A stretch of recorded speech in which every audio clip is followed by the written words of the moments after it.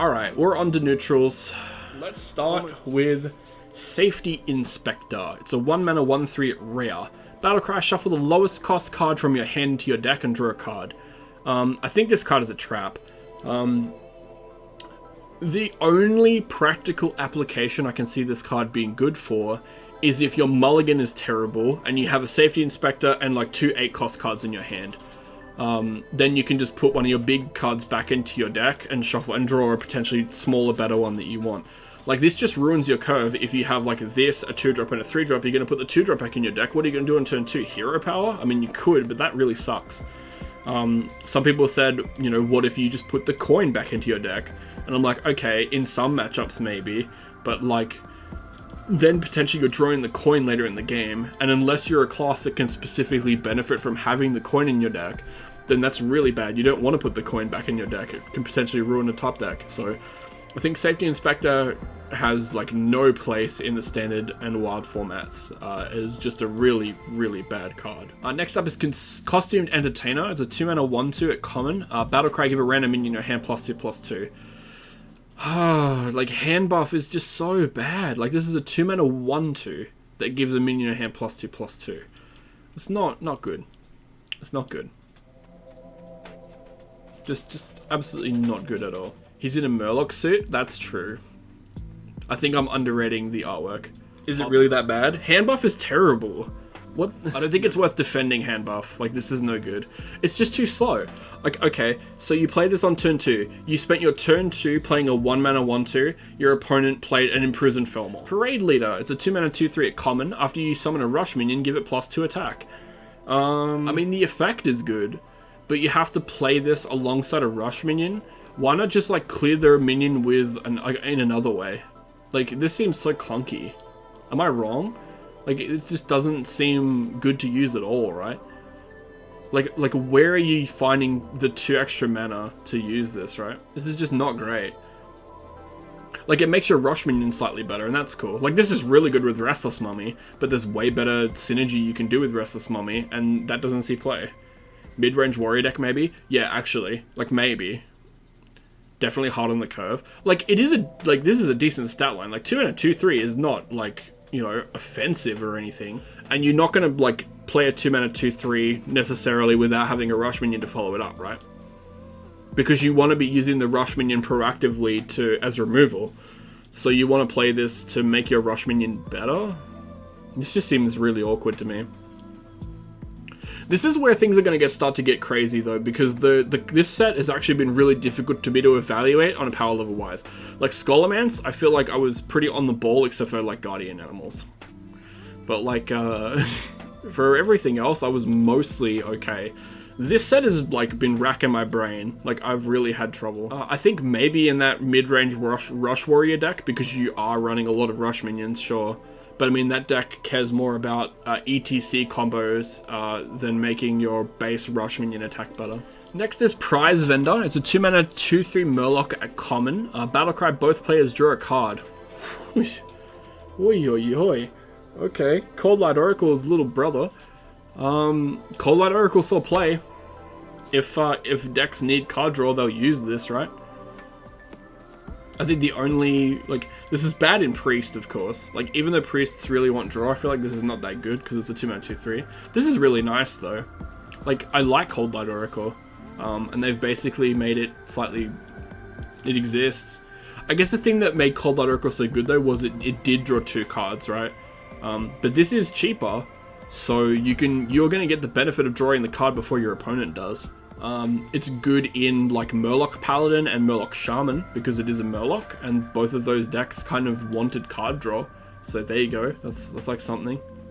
Again, where do you put this card? The neutral cards in this set are so interesting because none of them are so awful that you immediately just dismiss them as, oh, this is a bad card, I don't run it. They're interesting enough to be like, okay, this is an interesting card to put in your deck. Like, where do I want it? I do think that that Cog in chat has got it right. 2 cards is literally like twice as good as 1. It's a huge difference. Like, actually 100% correct. Even though this is better statted and cheaper, like, the reason why Cold Light was so good is because it was implicitly gaining you card advantage, whereas this just replaces it. In fact, this isn't really card advantage because you're giving your opponent a card as well. So it replaces a card for you and gives your opponent a card. Whereas that was less of an issue with Cold Light Oracle, because Cold Light Oracle drew you 2 cards. And Cold Light Oracle could also be used more effectively as mill, whereas this can't because it's only 1 card. Yeah, like actually drawing 2 cards is really important. But that being said, I don't think you could write this card off just because it's worse than Cold Light Oracle, because Cold Light Oracle was one of the greatest cards ever printed. Again, I'm just not sure where this fits in, but I wouldn't be surprised. Apart from obviously, I mean, Murloc decks are obvious.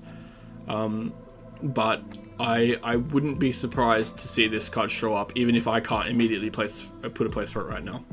Shaman has the worst draw of all. You obviously don't play much Priest. Priest's draw is so bad that they run Thought Steal as card draw. Okay. Paladin draw is also really bad, typically. When Divine Favor got rotated, Paladin draw is really bad.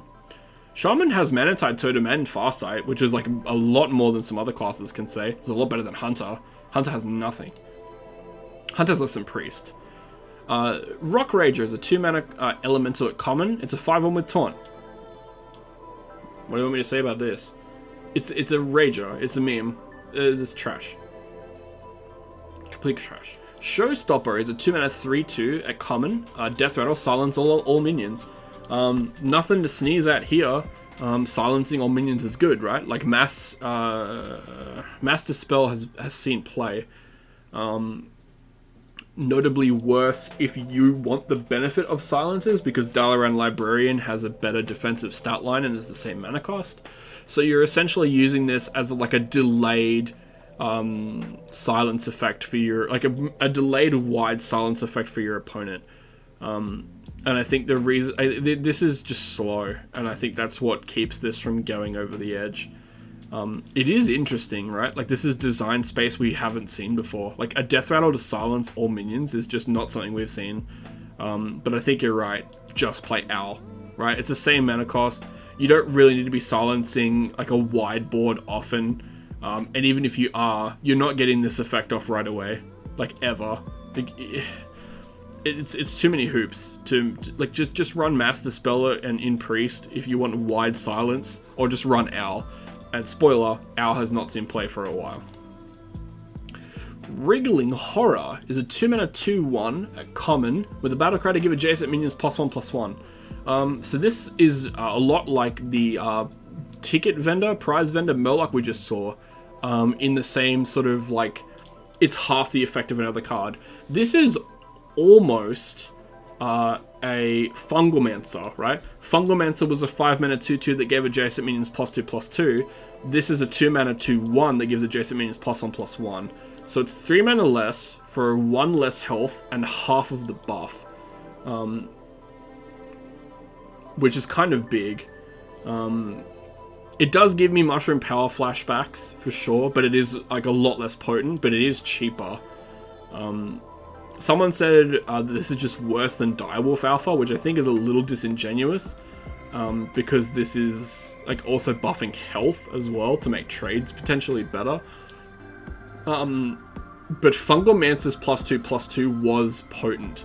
On top of that, Fungalmancer was seeing play in an era where odd decks were everywhere, particularly odd Paladin. So you could just tap your odd Paladin hero power button and get 2 3/3s for 7 mana with a Fungalmancer. So 2 3/3s, a 2/2 for 7 mana, which honestly was like quite good at the time. What else did Fungalmancer see play? An odd Rogue too. So interesting. Maybe this is a slot into even Shaman in Wild, because they do tend to run wide boards with a lot of totems and stuff, and you can buff your totems with this, but I think there are better ways to do it. But again, you can't just write this card off as pack filler and being bad, because there is some questions I have, like, is this good for aggro if you're going to go wide, right? Like, it's not just a write-off, which again makes the set super difficult to evaluate. Banana Vendor. It's a 3-mana 2/4 at common. Battlecry, add 2 bananas to each player's hand. So this is the opposite. This is like double what the Banana Buffoon does, only with 2 extra health for the same mana. I think this is actually better than Banana Buffoon, and you'll probably end up playing it in decks where you normally would play Banana Buffoon instead, like Quest Mage, because giving your opponent 2 bananas is sometimes a downside for them. Not always, because if that was the case, then King Mukla would see play in every single deck. But sometimes the banana vendor is just going to be good enough. Do I see it in standard? No, I don't think so. I don't think there's a deck that wants to play this. Like, I don't think there's any buffs or anything you want. Like, there's no Miracle Rogue. Again, like, the spells you get from this might not be good enough. I don't know, maybe it'll see play in that jank Secret Rogue deck that tops out at 3 mana as a curve for, like, your questing adventurers and Van Cleefs and stuff. It might even also see use in Cthulhu Rogue if you want to use, like, Gadgets and Auctioneer to cycle and empty your deck to draw your Cthulhu spells. Just like random thought. I don't know if that's like a super serious strategy you want to be following. This one though, I can safely say it's pack filler. It's a 3 mana 3/2 mech with Divine Shield and Corrupt to gain Rush. Like, corrupting this isn't that big a deal, and even if you do corrupt it, you get Rush and Divine Shield. Like, this is just pack filler. Darkmoon Statue is a 3 mana 0/5, a common. Your other minions have +1 attack, and corrupt, this game's +4 attack. Typically speaking, these aura effects have not seen that much play. There was a demon, a 4 mana 2/2 demon with stealth with this effect that didn't see play. I don't think the Darkmoon Statue will see play. Even with the corrupt potential upside, it's no good. Okay, you've got me. Maybe this slots into Dude Paladin, but again, like, is standard Dude Paladin gonna be better than, like, its pure Libram Paladin cousins? I don't think so. As I've said like 3 times. Yeah, 3 mana 3/2. 4 mana 4/2, deal 2 damage if it kills a thing, gains stealth. That's better than this. So this has a couple of problems, I think at least. There's better versions of the similar effect already that are easier to pull off, right? Like, again, you've got the 4 mana 4/2, 5/2 that deals 2 damage, and if it kills something, it gains stealth. That's better than this for the most part. Like, dealing 3 damage isn't that important. I think the best comparison to this is the Warlock card, the Warlock Soul Fragment payoff card. What the fuck is it called? Shadowlight Scholar, I think. That's a 3 mana 3/4. If you destroy a Soul Fragment, you deal 3 damage. That didn't see play. And before you say, oh, but Warlock Soul Fragments are bad. Yeah, okay. But the point is, right, that card was not good enough to push Soul Fragments over for Warlock, right? Like, School Spirits does admittedly see some play, and Void Drinker is also pretty good as a Soul Fragment payoff card. The one that's similar to this, which has more health, like, it's just not as good. There are way better versions of this that don't see play. Yeah, like the Shaman Wasp that deals 3 if you control a lackey. Like, there are better versions of this that are less clunky and better statted that don't see play. So I have no hope for Gyro. I mean, Elemental Mage, Elemental Shaman, just what are you doing with this? Now this, oh my god. Inconspicuous Rider is a 3 mana 2/2 with a battle cry to cast a secret from your deck. So if you were here earlier, you would know that I was ranting and I was basically saying that, hey, Secret Mage and Secret Hunter are going to be decks in standard. And this is actually so good that I think it might also see what play in Wild Secret Mage, replacing Mad Scientist. We've had a lot of talk through this review about how if you change an effect of a card from being slow off of a death rattle to fast off of a battle cry, you often want the battle cry because, the faster effect is a lot better. But casting a secret from your deck for 3 mana with a 2/2 is really good, especially in Mage, because then it's essentially a free 2/2. It's fine in Hunter, because again, like, that's, a 1 mana 2/2. And it's not bad in Rogue either. Rogue's getting good secrets. It's definitely not worth it in Paladin, but that's because Paladin secrets are just bad. But it's decent in any other secret deck. I think Rogue it might be a bit funny in, because Rogue secret decks don't really want this sort of cheating secrets into play. They want to run more of like a tempo-y Miracle style almost package, right, with Questing Adventure and Edwin Van Cleef, and they just run the secrets for value, like Plagiarize and Dirty Tricks, right? But this is insane in Secret Mage, and probably will make it into Secret Hunter, potentially. Not sure. It's essentially a Mad Scientist in Standard at the very least. Like, it's a surrogate Mad Scientist. So, and that's pretty good, I think. Cathia Ritualist is a 3 mana 4/4 at rare. Taunt Battlecry at a random 4-cost minion to your opponent's hand. Like, this is not worth... Like, it's not worth giving your opponent a random 4-cost minion just to play a 3-mana 4/4 with Taunt. Straight up. Like, no deck wants this. Not a single one. Moving on. Circus Amalgam. Now, this is something we can all get excited about. This is a 4-mana 4/5 with Taunt, and it has all minion types. So a card like this is obviously great in a metagame. This is great in a metagame where you have access to N'Zoth, right? Because this can fill certain weak tribe spots for those N'Zoth decks. So like totems, pirates in some instances, and elementals. Although elementals is actually getting a lot of support.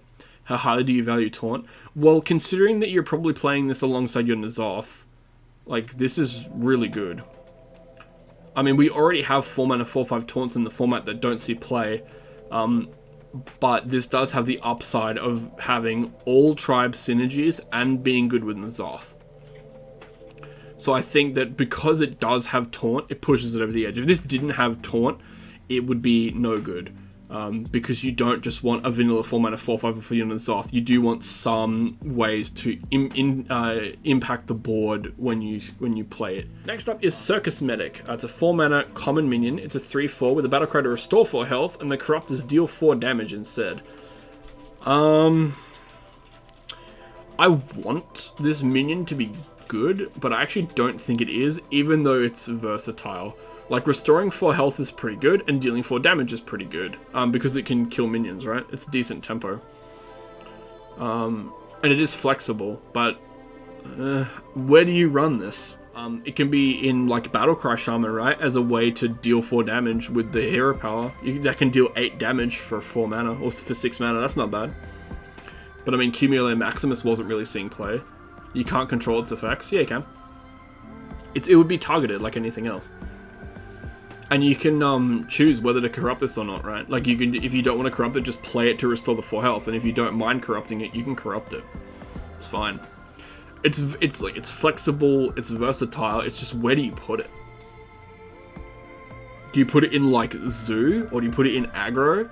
If you put it in aggro, you can use it to, like, keep a key minion alive, heal yourself out of clutch situations against aggro, or corrupt it and deal 4 damage to a key target. The problem with that, putting it in aggro, though, is how are you corrupting it? Because it's a 4-mana card, and aggro is not going to be running enough stuff at 5, 6, and 7, potentially, to corrupt this. Healing for rogue, lol. You raise a good point. Healing for rogue, lol. Oh my god. Okay. I mean, this will be used for OTKs and stuff, right? Sometimes. I want it to be good, though. Fantastic Firebird is a 4-mana 3/5 elemental at common with Wind Fury. This just makes Grokfu Master cry, but Grokfu Master didn't see any play. This is just better than Grokfu Master. In fact, it's so much better than Grokfu Master, because not only is it 1 mana cheaper, it's also got elemental synergy. But can you run a 4-mana 3/5 with Wind Fury in your deck? No. Broom the Bird? I suppose, but like... Ooh, actually, that might be interesting with the, like, mid-range Rush Warrior, but then you have to run Broom alongside it to make this good, right? Knife Vendor, it's a 4-mana 3/4 at common, with a battle cry to deal 4 damage to each hero. This is just an aggressive card, right? Like, most aggro decks don't care about dealing 4 damage to their own face if it gives them 4 extra reach. So might be good in... I don't know. Hunter, maybe? Like, is this just a face hunter card? It's not bad, right? But I think Knife Vendor will be used in some aggressive decks as just some extra reach, particularly in Hunter if face hunter still exists. Otherwise, I'm not sure where you put this. It is probably more at home in aggressive decks. Might see play in, like, Shudderwock in Wild as a better way to do that, but I mean, I think they like yeah, Shudderwock would love this, yeah, but I think they like the other card they use, right, because it also heals them, so it potentially stops them from killing you. But you can always just use Reno instead, right? No one wins. You could just force draws with this, that's true. It's an aggro card. If Face Hunter still exists, that ain't leaving. I don't know. Maybe Face Hunter goes away. Look, we can all dream, right? I mean, it is just a Face Hunter card, right? Like, you will just run this in Face Hunter as like one of your better Cove toppers, right? Or maybe you won't, because it potentially messes with your Polk out getting your Dragon Bane. I don't know. I feel like Face Hunter will fall out of favor because of Secret Hunter. Potentially. And Secret Mage. Which are both should beat Face Hunter. I don't know though. I've been getting beat up by Face Hunters for weeks as Priest, which is driving me nuts. And like equally so been getting beaten up by Paladins. Maybe in a Highlander Hunter. True. Actually, I can see this in Highlander Hunter as well. I think it is just a Hunter card, right? But it's not a great Hunter card. Like, it's a card you'd be probably happy to cut. Derailed Coaster. It's a 5-mana 3/2 with a battle cry to summon a one rider with rush for each minion in your hand. So even in the ideal situation where you use this with ETC, you're only getting a maximum of 5 riders, because ETC and the Coaster take up a space on the board. And you obviously want to play this with ETC because that's 10 damage you can do with just this card for 7 mana. But you have to have 5 minions in your hand, which you might be able to get there on that Rush Warrior mid-range deck. But you're also having a run of 5 mana 3/2 in your deck. It's an interesting token card, for sure. But I don't think it gets there. What do you guys think? I don't think it's any good. I think if it had Rush itself, that would change it a lot. But I do look at this and I'm like, Giggling Inventor was thought as trash, so who knows. But I do think that, yeah, like, ETC is the only way you get this to be playable, right? Cool and interesting filler cards though, right? Like, I can call this a pack filler, but this is not like the Gadget Sand 5 mana 6/3 with no ability, right? This is still a card that you will have to think about, right? Like, oh, well, it has an ability that might actually be useful in some niche situations and some niche decks, right? Like, it's not completely useless, but it's just not as good as some other stuff we have in the meta right now.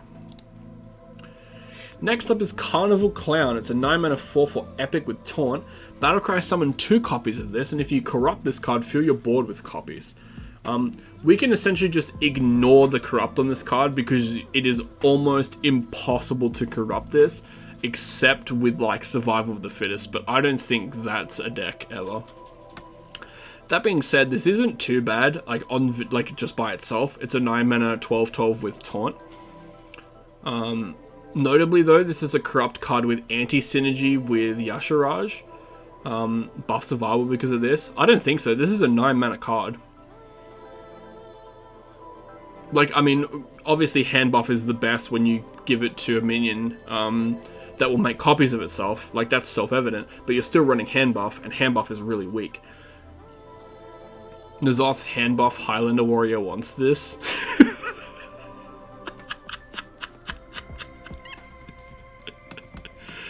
Super control meta you hope for. Yeah, but like in a super control meta, this gets Twisting Nethered, or it gets like Flame Striked, or it gets Soul Mirrored, or Plague of Death, or what if it's drawn to hand for cheaper? Could it then be corrupted? Yeah, if you make this cheaper, it can be corrupted. But then is it even good if it's corrupted, right? Like, okay, it is good if it's corrupted if you manage to cast Survival of the Fittest with it. Good thing it's an epic rarity. I mean, the thing with epic rarity cards in this set, at least for the most part, is that it's not like Scholomance. In Scholomance, the epic cards were either just complete trash or they were like busted overpowered, right? Like, think about Philosophy and think about some other epics from Scholomance that were insane. You wouldn't want to fill your board with Taunt 4/4s unless you were stalling, and then, yeah, if you're up against a priest or a mage, they just clear it, right? Yeah, I don't think Carnival Clown is going to get there either. This one I could see us like all being wrong on though. I think Carnival Clown might just get there, but as it stands right now, I don't think it gets there. Claw Machine is a 6-mana 6/3 mech. Rush, Death Rattle, draw a minion and give it +3/+. This is a decent mech to get off of N'Zoth because it has Rush, and drawing a minion and give it +3/+3 is no joke. Scavenger's Ingenuity got nerfed for being a 3/3 buff, right? Like, okay, I know what you're saying. No, you said hand buff is trash. Why are you praising this as hand buff? Well, because it's actually card draw. And when you bundle hand buff with card draw, it's not really just hand buff. It's more the card draw that's good, right? Like, it alleviates the problem where you're drawing a card as well as buffing the card. So you're getting some efficiency in that way, I guess, right? Like, you're not necessarily losing tempo because you're still gaining a resource by drawing a card. I think this will be used in some N'Zoth decks just as their mech, because some classes are a bit awkward to get their mechs, and this is not one that's like completely awful. And it might also be used in like Hunter Death Rattle mech decks with like Oblivitron and Darkmoon Tonk. It's just another mech with Death Rattle that's not bad. It also gives Hunter card draw, but I don't think that will be good. I think the best application for this is N'Zoth decks who want mechs. Next up is Strongman. It's a 7 mana 6/6, a common with Taunt, and if you corrupt it, it costs 0. So this is the most interesting corrupt card in the set because it's the most different of all of them, right? So this can be played for free alongside any card that corrupts it, which is actually really good, even though this has anti-synergy with Yasharaj, right? Because Yasharaj turns corrupted cards into 0-cost cards when he generates them back, and Strongman will cost 0 anyway. But what that also just means is that when you can not play the Strongman on your Yasharaj turn, and it will still cost 0 later, which is still pretty good, right?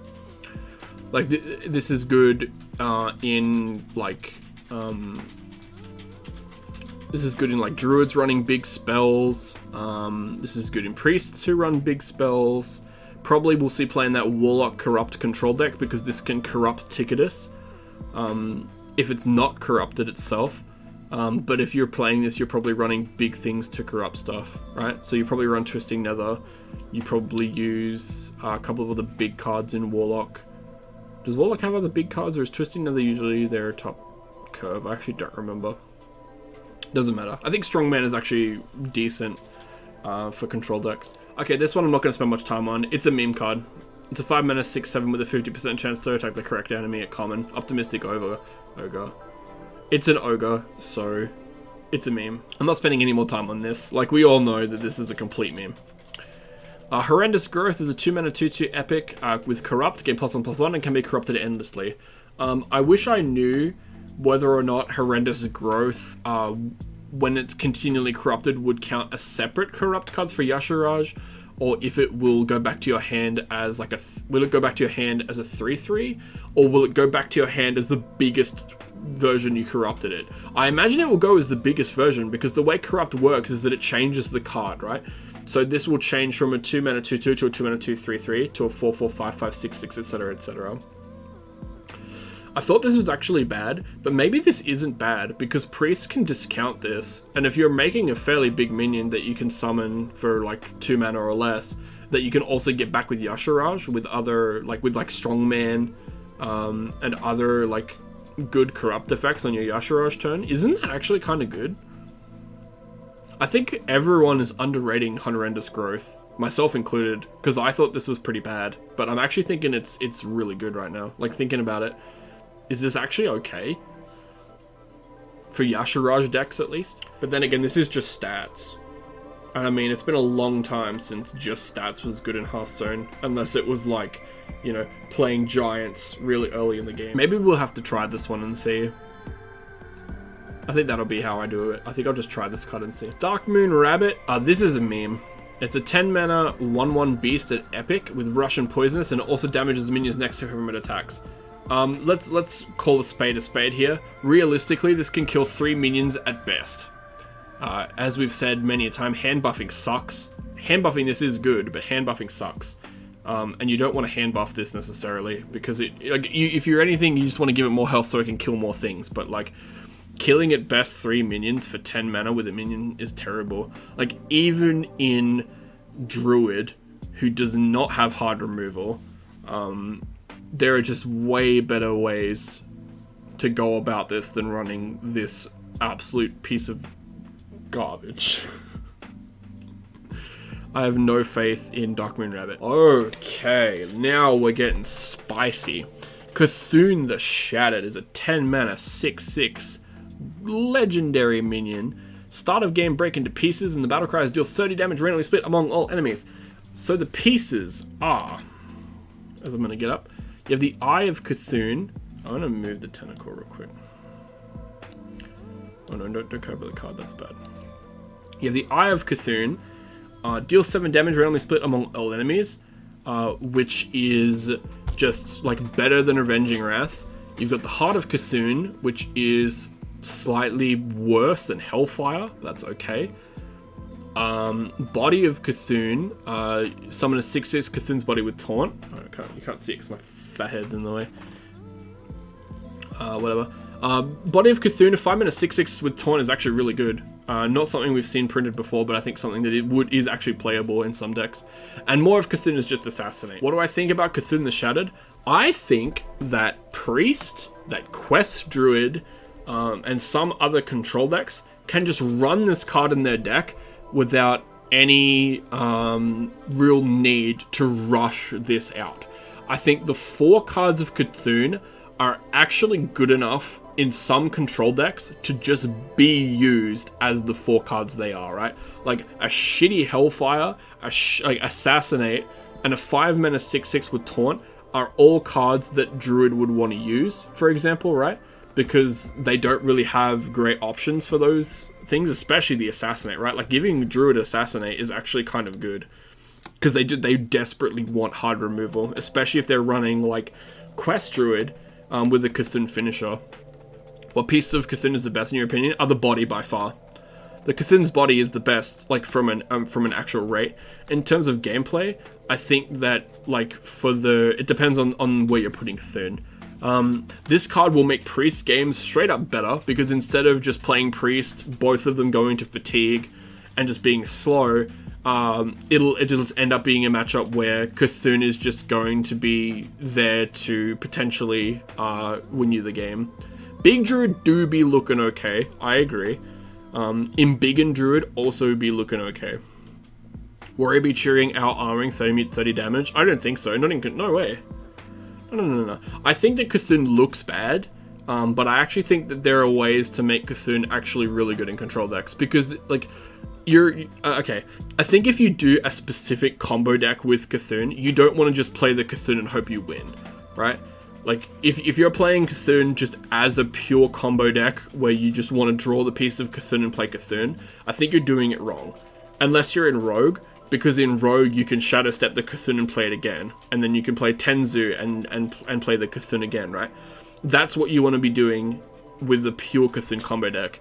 What I think you actually do with Cthulhu is put him into control decks and just use his spells as decent, like average 5-mana spells that you put in your deck, and then use Cthulhu like in fatigue to just end the game, right? Get 2 copies of Cthulhu with the Warlock Lady. You could do that too in control warrior. But yeah, Cthulhu the Shattered, I expect to see a lot of play, even if it's not fantastic. Yasharaj the Defiler. This is a 10-mana 10/10 legendary minion. Battle cry: add a copy of each corrupted card you've played this game to your hand, and they cost 0 this turn. All right. I'm going to make a bold claim and say that Yasharaj the Defiler is going to be awkward to use at best because corrupted cards on average are not great. The best corrupted cards we've seen are things like Strongman, which doesn't get really the benefit of Yasharaj except the value, I guess, of getting out of the Strongman. And most of the corrupt cards are pretty awkward in most classes. Like Druids are pretty awkward. I think Priest has the best ones, and some of Priests are trash. However, I think the supplemental 35 cards that we're going to be getting about a month after the expansion comes out are going to push corrupted cards over the edge and make Yasharaj a lot stronger, because it's like the only way they can push corrupted cards to make Yasharaj better. It's not like N'Zoth, where every set that comes out will potentially support the card because of tribes. You need specifically corrupted keyword cards to make this good. So if it isn't good in the first month, just wait until they announce the supplemental set, which I think will actually push Yasharaj over the edge. I have built some Yasharaj decks, like Warlock, for example. I think will be interesting, and Priest, as just value. But again, like whether or not Yasharaj gets there remains to be seen. He is the best stat line of the old gods as well. Silas Darkmoon, I don't think we need to talk too much about. Silas Darkmoon is actually like a surprisingly good card, and until people learn to start playing around him, is a 7-mana mind control most of the time in control decks. And I think he'll see some fringe use in control decks as a way to corrupt cards, and also just to be a mind control in some ways, which is really good. Yeah, Silas Darkmoon obviously has seen a fair bit of play and has already made an impact. I mean, we've all seen the Mark McZ OTK craziness, right? Next up is Yogg-Saron, Master of Fate, which I'm gonna give you the coldest, most basic bitch take of all time. This is obviously the most playable of the 4 old gods, because you don't need to do anything crazy. You just put this into your control deck, and it's either a great come from behind tool, or 5% of the time, someone just fucking loses. And that's fun. Since you are playing this in a control deck, it will usually come down to, with Rod of Roasting, whoever has the highest health wins. But that will also count minion health as well, because it will target minions with the Pyroblasts. So don't just look at your health total and think, oh, if I get Rod of Roasting, I am statistically more likely to win, because your minions will also matter in this case. But yeah, Yogg-Saron is just a good combat card in control decks. We'll see play. I've got him in Quest Druid, I've got him in Highlander Priest, in Mage he'll see play. It's pretty great. But yeah, Yogg-Saron obviously I think is going to be the easiest and best of the old gods to use. And then of the final old gods, you have N'Zoth, God of the Deep, a 10 mana 5/7 legendary like before. Battlecry, summon it, resurrect a friendly minion of each type. So unless you haven't been paying attention to this entire review, we've been talking about the potential of N'Zoth decks for basically the entire time. Because this kind of card encourages such interesting deck building, and makes you look at a part of a minion that maybe you didn't focus on too much before, except for in pure tribal decks. This is going to be an interesting way to build control decks for a long time. I do think this version of N'Zoth is much weaker than his previous incarnation, because old N'Zoth sort of had internal synergy with itself, right? Where it would resummon Death Rattle minions that died this game. Well, you want, like, Taunt minions anyway in your control deck to get you to your 10 mana swing. So if you play like Death Rattle Taunt minions that are like genuinely good cards in your deck anyway, resummoning them with N'Zoth is pretty great. It's why N'Zoth is great in Q block. It's why you typically see like a lot of taunts in N'Zoth Death Rattle decks, because they work really well together. There are a lot of taunt tribal cards in the set that work really well with N'Zoth, God of the Deep. Obviously, Blizzard is trying to push N'Zoth, but do not get it twisted, right? If N'Zoth is not good this meta, don't count N'Zoth out. He can potentially be a relevant old god for his entire lifespan in Standard and Wild. I think N'Zoth has the most potential because of applications, right? His effect is really unique. Whereas Yogg-Saron is just Yogg. He's just random. He'll always be the same, and he won't change no matter what really comes out card-wise. Yasharaj the Defiler heavily relies on corrupted cards being good, and I currently don't know how if Yasharaj will get there as it is. And Cthulhu the Shattered, I think, also depends. I mean, he can get support and get better, but as it stands right now, I think the way Cthulhu is not going to be changing drastically, unless there's more support for like drawing cards that didn't start in your deck, and better card draw printed for some classes. This is the final card of the set. It is the Fleet Hoof Pearl Tusk. It's a 5 mana 4/4 beast with Rush, and if you corrupt it, you gain +4/+4. I mean, a 5 mana 8/8 with Rush is pretty good, and it's good with Yasharaj. It's actually kind of sad that one of the best corrupt minions in the set was one of the first ones we saw, and everyone was sort of like, oh, I hope better corrupt cards get printed, or corrupt is kind of fucked. I haven't got this in any decks right now because it seems really awkward, but maybe it will see some play. I wonder if all 4 old gods will be usable in a deck together, because this is corrupt and a beast, right? So that works with Yasharaj and N'Zoth, right? Because a 5 mana 8/8 with Rush is pretty good from N'Zoth and pretty good from Yasharaj, etc, etc. So overall, for the neutral cards, obviously old gods are back, and they're like such a fun way to play Hearthstone. Like, I love the old gods. It's definitely some of my favorite cards ever printed in Hearthstone.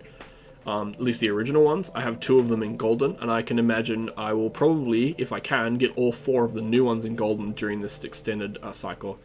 A lot of these neutral cards are really sort of interesting in the fact that they are filler cards, but they're filler cards that make you think, and are like, well, do I want to run this in my deck? Do I not want to run this in my deck? It's just a lot of sort of interesting design space for these. But overall, I think the neutral cards are really good. I guess we should do a top 10.